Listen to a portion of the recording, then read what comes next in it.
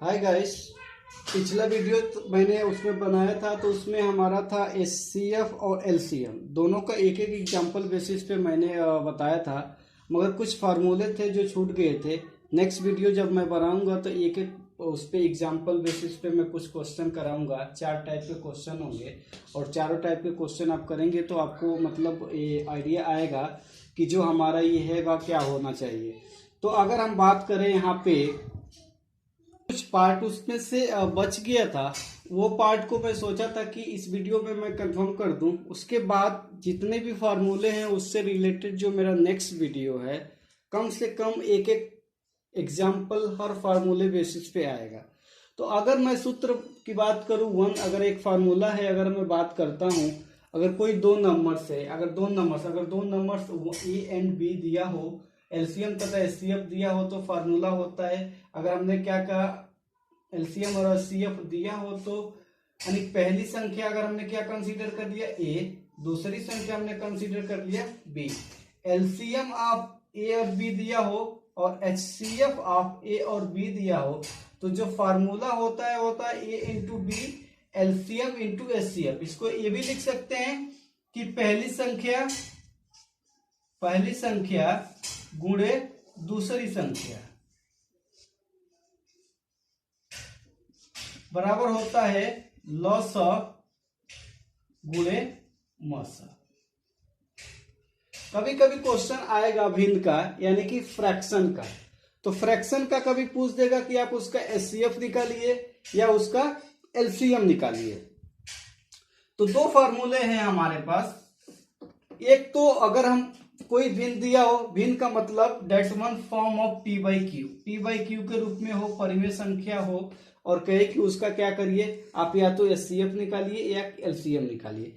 तो उसको निकालने के लिए जो हमारा फॉर्मूला है, तो अगर किसी फ्रैक्शन का जो फॉर्मूला है यानी भिन्न का जो एचसीएफ होगा, अंश का एचसीएफ बट्टे हमारा होता है हर का एलसीएम, या इसको लिख सकते हैं एचसीएफ ऑफ यानी highest common factor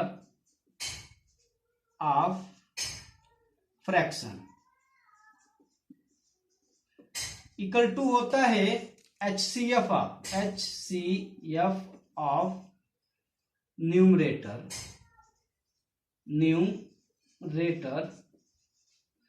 divided by LCM of denominator, यानी कि अंश का महत्तम समापवर्तक बट्टे हर का लघुत्तम समापवर्तक। अगर किसी भिन्न का एलसीएम हमें फाइंड आउट करना है तो भिन्न का एलसीएम बराबर होता है एलसीएम ऑफ न्यूमरेटर यानी कि अंश का लॉस या एलसीएम ऑफ न्यूमरेटर बट्टे हर का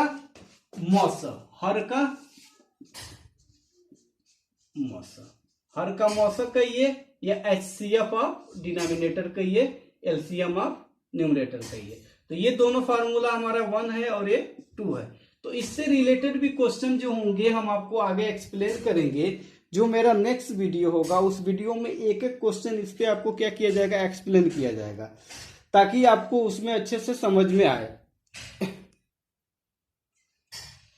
तो ये जो था हमारा फार्मूला था, दो नंबर्स दिया हो, एलसीएम और एचसीएफ दिया हो तो उसका फार्मूला क्या होगा आपने देखा। फ्रैक्शन का एलसीएम क्या होगा उसका फार्मूला आपने देखा। फ्रैक्शन का एचसीएफ क्या होगा वो भी आपने फार्मूला देखा। कुछ नोट्स, कुछ पॉइंट हम बताते हैं आपको। कुछ पॉइंट की बात करें हम,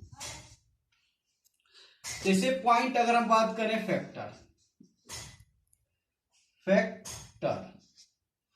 फैक्टर यानी कि इसको बोलते हैं अपवर्तक। यानी अपवर्तक का फैक्टर का मतलब ये होता है, फैक्टर यानी कि अपवर्तक मतलब factor is a number is exactly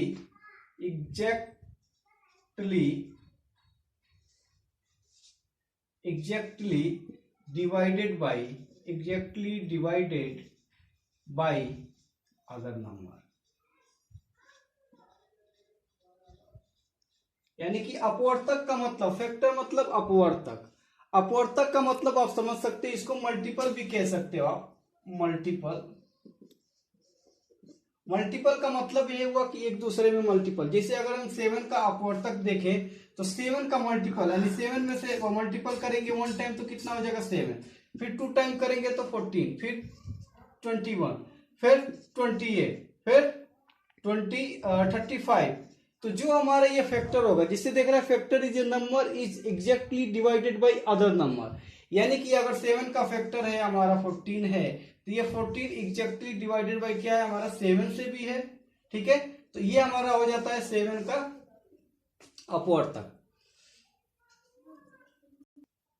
second point है हमारा डिवाइजर। डिवाइजर मतलब होता है अपवर्तक, अपवर्त्य। अपवर्त का मतलब अगर हम कोई एग्जांपल बेसिस पे ले, अगर एग्जांपल की बात करें तो इसका अगर हम अपवर्त निकाले, जैसे हमने ले लिया 12, और 12 का अगर हमने अपवर्त निकालना है, तो अगर 12 का अपवर्त निकालने का मतलब अगर आप इसका एलसीएम लेते हो तो क्या होगा, 2 से करेंगे तो ये हमारा 6, फिर 2 से करेंगे तो 3, और फिर 3 से करेंगे तो 1।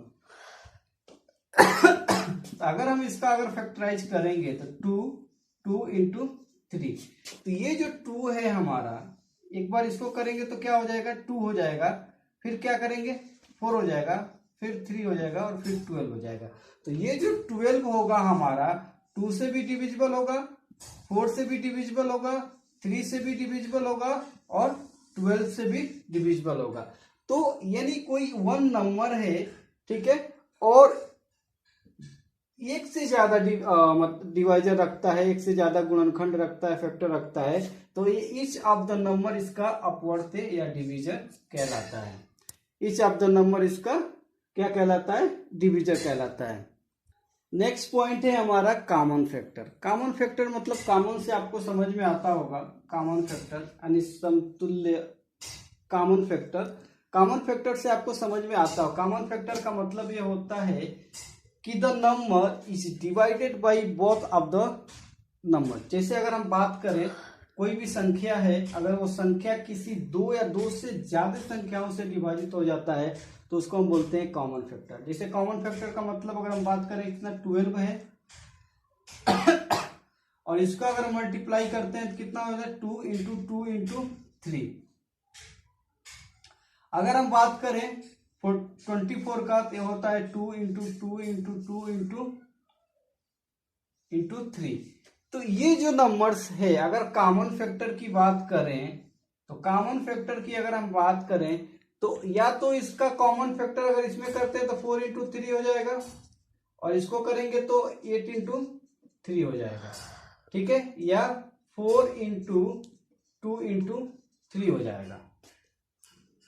तो एक चीज यहां पे ध्यान दीजिए, अगर हम 24 को अगर डिवाइड करते हैं 8 से तो डिविजिबल होगा, मगर 8 से हम डिविजिबल करते हैं 12 से तो नहीं होगा। उसी तरह से अगर 2 से हम डिविजिबल करते हैं 24 का तो होगा, ये 2 से डिविजिबल करेंगे तो 12 हमारा होगा, मगर यहाँ पे 2 नहीं है, चूंकि 4 है इसलिए हमने ले लिया।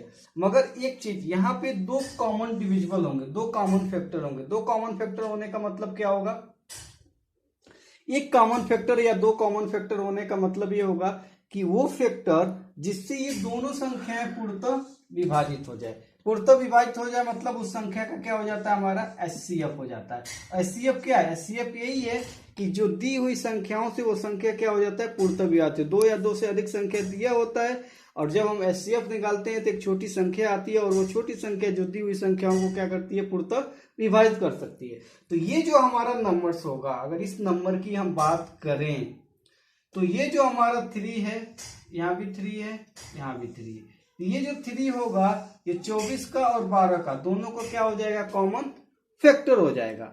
और एक दूसरी चीज अगर हम यहाँ पे करें तो देखिए क्या हो जाएगा हमारा पे, ये 12 तो होगा ही होगा, और ये 12 होगा, और यहाँ से क्या करेंगे, अगर हम बात करेंगे 12 का तो यहाँ भी हमको 12 इंटू 2 हो जाएगा। तो ये नंबर जो होगा हमारा 12 से भी क्या हो जाएगा, दोनों संख्याएं पूर्णतः विभाजित हो जाएगी। तो कॉमन फैक्टर का मतलब यही होगा कि ये 2 या 2 से अधिक संख्या किसी एक संख्या से पूर्णतः विभाजित हो जाए तो वो विभाजित करने वाली जो संख्या होती है वही हमारा कॉमन फैक्टर कहलाती है।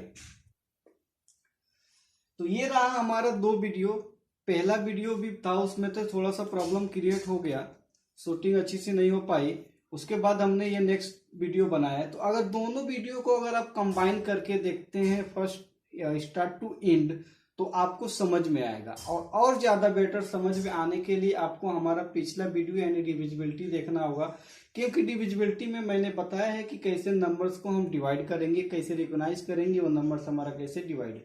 तो आप लॉट ऑफ जो एग्जाम्पल्स होगा आप लीजिए और लॉट ऑफ एग्जाम्पल पे ये रूल्स को अप्लाई कीजिए और अप्लाई करने के बाद खुद सोल्यूशन निकालना फाइंड आउट करें। मगर जो मेरा नेक्स्ट वीडियो होगा, इस वीडियो में जो मैंने फॉर्मूले वगैरह डिराइव किए आपको बताए हैं, इससे रिलेटेड जो प्रॉब्लम होंगे उससे एक एक क्वेश्चन हम करवाएंगे। इसमें हमारा 5 क्वेश्चन होंगे। पहला जो हमारा एचसीएफ से होगा, दूसरा एलसीएम से, और नेक्स्ट हमारा हो जाएगा 2 कंबाइंड नंबरों का एलसीएम एचसीएफ दिया हो तो उसके लिए कैसे कुछ तीसरी संख्या अगर नहीं, चाहे पहली संख्या फाइंड आउट करना हो या दूसरी संख्या फाइंड आउट करना हो तो उस रूल को अप्लाई करेंगे। चौथा हमारा था उसमें जो कि फ्रैक्शन का एचसीएफ निकालना हो या फ्रैक्शन का एलसीएम निकालना हो। तो इन सारी चीजों को हम क्या करेंगे, नेक्स्ट वीडियो में एक एक प्रॉब्लम उसमें सॉल्व करेंगे। क्योंकि वीडियो बहुत लंबा हो जा रहा है, इसलिए मैंने डिसाइड किया है कि वीडियो को छोटा रखेंगे और छोटे छोटे पार्ट्स में आपको एक एक सोल्यूशन दिया जाए कि आपको बेटर समझ में आए। तो गाइस आज के लिए इतना ही। God bless all of you. और आप शेयर कीजिए, सब्सक्राइब कीजिए और लाइक भी कीजिए, क्योंकि मैं अब हफ्ते में 3 वीडियो अपलोड करने वाला हूं। यानी per week I will upload the 3 video related to the your syllabus। Means चूंकि ये हमारा जो स्टार्टिंग वीडियो है, बेसिक लेवल से हम हाई लेवल तक जाएंगे। तो अगर हमारा वीडियो आप स्टार्टिंग से देखते हैं तो बेसिक से आप हाई लेवल तक जाएंगे। और आपको मैथ अगर कुछ भी नहीं आता है तो हमारे यूट्यूब के माध्यम से आप मैथ सीखना जरूर जान जाएंगे। Thank you very much.